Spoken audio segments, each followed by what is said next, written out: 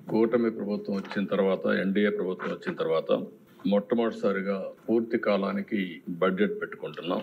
నిన్నే governors address రాష్ట్రంలో జరిగే విధానాలన్నీ, ప్రభుత్వ విధానాలన్నీ చెప్పడం కోసం ఆయన స్పీచ్ లో చాలా స్పష్టంగా కవర్ చేశారు. ఎన్ని ఇబ్బందులున్నా 8 నెలల్లో ఈ ప్రభుత్వం ఏ విధంగా పనిచేసిన విషయాలు కూడా వారు చెప్పారు. పాలసీలు గాని, తీసుకున్న నిర్ణయాలు గాని, అభివృద్ధి కార్యక్రమాలన్నీ చెప్పారు. ఇప్పుడే మా మిత్రుడు పవన్ కళ్యాణ్ గారు చెప్పారు, తెలుగుదేశం, జనసేన, బీజేపీ ఈ 3 పార్టీలు కూడా కలవడం మా స్వార్థ ప్రయోజనాల కోసం కాదు, దగాబడ్డ ఈ రాష్ట్రాన్ని పునర్నిర్మాణం చేయాలనే ఏకైక లక్ష్యంతో ఆ రోజు కొంతమంది విమర్శించారు. ఆ రోజు కూడా మేము ఒకటి ఆలోచించాం. ఈ రోజు రాష్ట్రంలో చాలా ఇబ్బందులు ఉన్నాయి, నిర్వీర్యం అయిపోయింది ఆర్థిక వ్యవస్థ, ఇప్పుడు కోలుకునే పరిస్థితులు కూడా లేవు. అలాంటప్పుడు డబుల్ ఇంజిన్ సర్కార్ ఉంటే తప్ప ఈ రాష్ట్రాన్ని పునర్నిర్మాణం చేయలేమని ఏకైక లక్ష్యంతో కలిశాం. ఆ రోజు ఈ రోజుకి ఒకే మాట మీద ముందుకు పోతున్నాం. నేను మనస్ఫూర్తిగా పవన్ కళ్యాణ్ గారిని ఈ సభ ద్వారా మరొకసారి అభినందిస్తున్నాను, ధన్యవాదాలు తెలియజేస్తున్నాను. ఇంకొక పక్కన ప్రజల్లో ఆస్పిరేషన్స్ ఉన్నాయి. 5 సంవత్సరాలు పూర్తిగా నిర్వీర్యం అయిపోయిన ఆర్థిక వ్యవస్థ. ఇంకొక పక్క అన్ని డిపార్ట్మెంట్లు కూడా మీరు చూస్తే, ఒక మాటలో చెప్పాలని నేను 4వ ముఖ్యమంత్రి. 3 సార్లు నాకు ఎప్పుడు ఇంత ఇబ్బంది రాలేదు. అప్పుడు కూడా కొన్ని ఇబ్బందులున్నా ఈసారి మాత్రం ఎప్పుడూ లేనటువంటి ఇబ్బందుల్ని ఎదుర్కొనే పరిస్థితి వచ్చాం. ఈ రోజు ఈ సభ ద్వారా కేంద్ర ప్రభుత్వాన్ని కూడా మనస్ఫూర్తిగా అభినందిస్తున్నాను, నరేంద్ర మోడీ గారిని. ఎందుకంటే ఈ రోజు మనం అడిగిన దానికంటే కూడా నేను అనుకున్నాను ఇంకా సమయం పడుతుందని. సకాలంలో స్పందించి అన్ని విధాలా సహకరించినటువంటి నరేంద్ర మోడీ గారిని, కేంద్ర ప్రభుత్వాన్ని ఈ సందర్భంగా మనస్ఫూర్తిగా అభినందిస్తున్నాను. ఆ సహకారంగా లేకపోయింటే మనం ఇంకా చాలా ఇబ్బందుల్లో పడేవాళ్ళం. ఆ విషయాలు కూడా మనం మాట్లాడుకుంటాం. ఏదైతే వెంటిలేటర్ పై నుండి రాష్ట్ర ఆర్థిక పరిస్థితి గాని, రాష్ట్రాన్ని గాని కేంద్ర ప్రభుత్వ సహాయంతో ఇప్పుడిప్పుడే బయట వచ్చే పరిస్థితికి వచ్చాం. అయితే ఈ రోజు మన ఆవేదన ఇప్పుడు కూడా మాట్లాడారు. నేను అందరికంటే సీనియర్ మెంబర్ని. ఇది దగ్గర 9వసారి. అంటే 9 సార్లు ఎమ్మెల్యే కావడం ఒక అరుదైన అనుభవం కూడా అయితే నేను 78లో మొట్టమొదటి వచ్చినప్పటి నుంచి చూశాను రోడ్లు లేని పరిస్థితి. అప్పుడు ఎమ్మెల్యేకి ప్రివిలేజెస్ ఏంటంటే ఒక 3 గ్యాస్ కనెక్షన్లు, మిలిటరీ జీప్, నేరుగా తమిళనాడుకు పోతే ఆర్మీ నుంచి ఒక జీప్ ఇస్తారు. ఆ జీప్ కూడా నడవదు, దాన్ని ట్రోలింగ్ చేసుకొని రావాలి, వచ్చి రిపేర్ చేసుకొని. అప్పుడు రోడ్లు కూడా అదే పరిస్థితి, ఏ ఊరికి కూడా రోడ్లు ఉండవు. జీప్ ఉంటే తప్ప కాన్స్టిట్యున్సీలు తిరగలేమనే ఉద్దేశంతో అప్పుడు ఆ ఫెసిలిటీ ఇచ్చారు.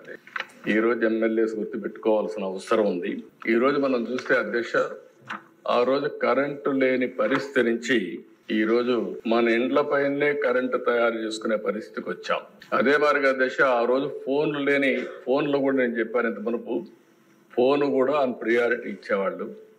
ఈ రోజు మనం అందరం చూస్తే సెల్ ఫోన్లు పెట్టుకొని హౌస్ లో కూడా పని చేసుకునే పరిస్థితికి వచ్చాం. అయితే ఈ సభలు చాలా సార్లు నేను చూశాను. ఈ సభను చూసినప్పుడు చాలా హుందాగా జరిగాయి, గౌరవంగా జరిగాయి. మొట్టమొదటిసారిగా నా జీవితంలో చూసిన సభ గడచిన సభ.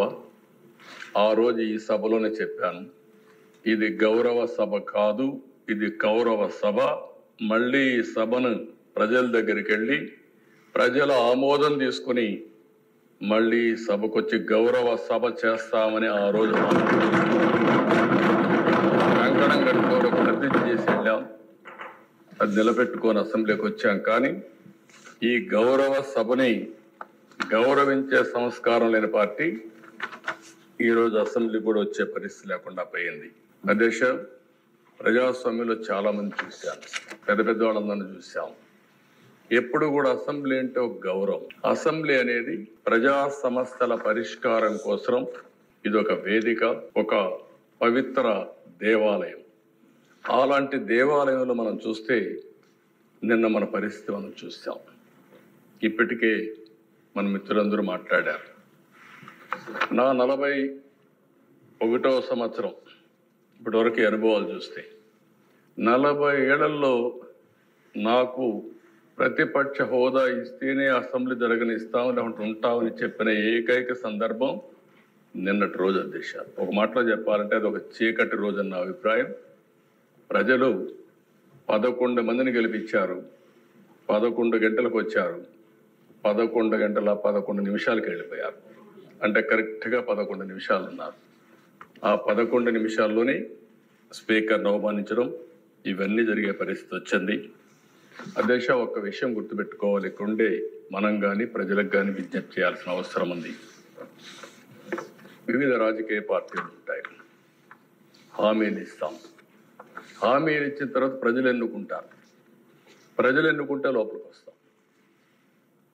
ఈరోజు ఏ నాయకుడైనా సరే ముఖ్యమంత్రిగా ఉండి కూడా ఓడిపోయిన సందర్భాలు. నిన్న మీరు చూస్తే ఢిల్లీలో కేజ్రీవాల్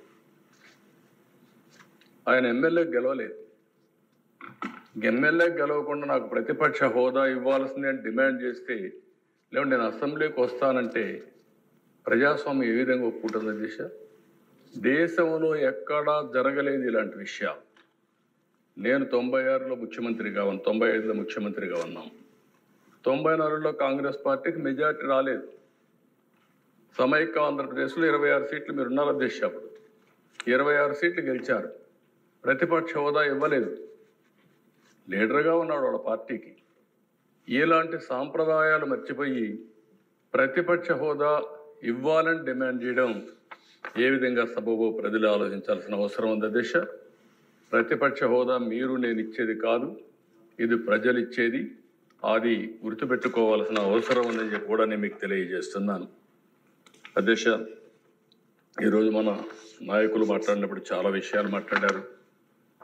ఒక్క విషయం మనం అందరం గుర్తుపెట్టుకోవాల్సిన అవసరం ఉంది. ఎన్ని కష్టాలున్నా ఈరోజు ఈ ప్రభుత్వం ఒకటే ఆలోచిస్తున్నాం. ఏదైతే ఆ రోజు ఎన్నికల్లో నేను, పవన్ కళ్యాణ్ గారు, బీజేపీ ముగ్గురం కలిసి ఎన్డీఏ కూటమిలో ఎన్నికల మేనిఫెస్టో ఇచ్చాం, సూపర్ 6 చెప్పాం. ఈరోజు కూడా చెప్తున్నాం, చిత్తశుద్ధితో పనిచేస్తాం, కష్టపడి పనిచేస్తాం, రాత్రింబగళ్ళు శ్రమ చేస్తాం. మేము చెప్పిన మాటలను నిలబెట్టుకోవడానికి అనుక్షణం పనిచేస్తామని మరొక్కసారి ఈ అసెంబ్లీలో ఈరోజు అధ్యక్ష మీరు ఒకసారి చూస్తే వచ్చిన వెంటనే ఒకప్పుడు 200 రూపాయలు పింఛనుంటే 2000 రూపాయలు 14-19 నేనే చేశాను. అదే సమయంలో 3000 రూపాయల నుంచి 4000 రూపాయలు చేశాం. ఇంకొక పక్కన దగ్గర దశ మీరు చూస్తే 8,08,570 మంది దివ్యాంగులు. ఈరోజు మీరు చూసినప్పుడు 5 సంవత్సరాలు ఒక్క పైసా పెంచలేదు.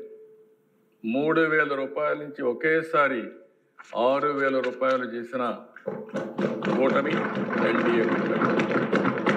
అదే మరిగా దశ కడాన లెప్రసీ పేషెంట్స్ కూడా డబ్బులు ఇవ్వాలంటే వాళ్ళకి మనసు రాకపోతే 7,033 మందికి 6,000 రూపాయల చొప్పున ఇచ్చాం.